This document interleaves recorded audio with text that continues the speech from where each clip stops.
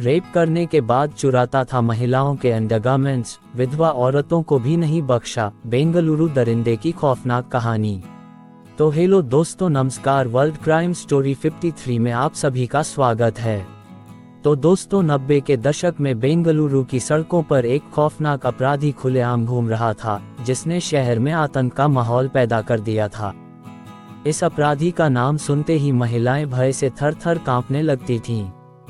साल 2022 में नेटफ्लिक्स पर रिलीज हुई docu series Indian predator beast of Bangalore ने इसी खतरनाक हत्यारे की कहानी को उजागर किया है। इस डॉक्यू सीरीज में दिखाया गया है कि वह अपराधी कौन था, उसकी गतिविधियां क्या थीं और महिलाओं को उसके नाम से क्यों इतना डर लगता था। रेड्डी ने अविवाहित और विधवा महिलाओं को अपना निशाना बनाना शुरू किया। उसके अपराध का पैटर्न ऐसा था कि वो पहले महिलाओं के साथ दुष्कर्म करता और फिर उनके आभूषण और कपड़े चुराकर फरार हो जाता। उसकी हैवानियत यही नहीं रुकती थी, वो उन महिलाओं की हत्या कर देता था ताकि वो अपने कुकर्मों का पर्दाफाश होने से बचा सके। रेड्डी के खौफ का आलम यो था कि महिलाओं ने घर से बाहर निकलने में भी डर महसूस करना शुरू कर दिया था। उमेश का जन्म से अब तक का सफर। उसका नाम था उमेश रेड्डी, जिसे लोग बेंगलोर का दरिंदा कहते थे। ये एक ऐसा सीरियल किलर था जिसकी दरिंदगी ने न सिर्फ कर्नाटक राज्य बल्कि पूरे देश को हिलाकर रख दिया था। उमेश रेड्डी के क्रूर अपराधों को सीरीज में दिखाया गया है।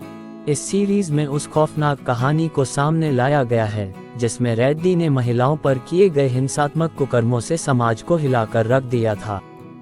उमेश रेड्डी का आपराधिक सफर 1996 में शुरू हुआ, जब वो एक अर्धसैनिक बल का सदस्य था।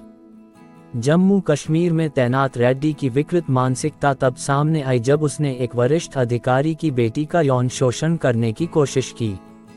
इस घटना के बाद वो कर्नाटक के चित्रदुर्ग लौट आया और जिला सशस्त्र रिजर्व में शामिल हो गया। डीएआर के अधिकारियों को उसके इतिहास के बारे में नहीं पता था। बस यहीं से उमेश रेड्डी की हैवानियत का असली चेहरा समाज के सामने आने वाला था। महिलाओं के अंडरगारमेंट्स चुराता था। उमेश रेड्डी की घिनौनी हरकतों का भयानक पहलू ये भी था कि वो महिलाओं के अंडरगारमेंट्स चुराने का भी काम करता था। जब 1997 में बेंगलोर पुलिस ने उसे पकड़ा तो उसके कमरे से बड़ी मात्रा में महिलाओं के इस्तेमाल किए गए अंडरगारमेंट्स बरामद हुए। इससे पुलिस को उसके मानसिक विकारों का अंदाजा हुआ और उसके अपराधों की गहराई का पता चला।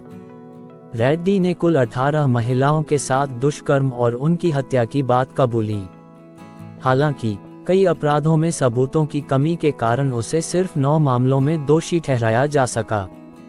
साल 2006 में बेंगलोर की एक अदालत ने उसे मौत की सजा सुनाई, लेकिन 2022 में उसकी दया याचिका पर विचार करते हुए सुप्रीम कोर्ट ने उसकी सजा को कम करके 30 साल के कारावास में बदल दिया। तो दोस्तों, ये थी उस दरिंदे की कहानी। तो दोस्तों, और यह कहानी आपको पसंद आई है तो प्लीज़ चैनल को सब्सक्राइब करें, लाइक करें, शेयर करें। धन्यवाद।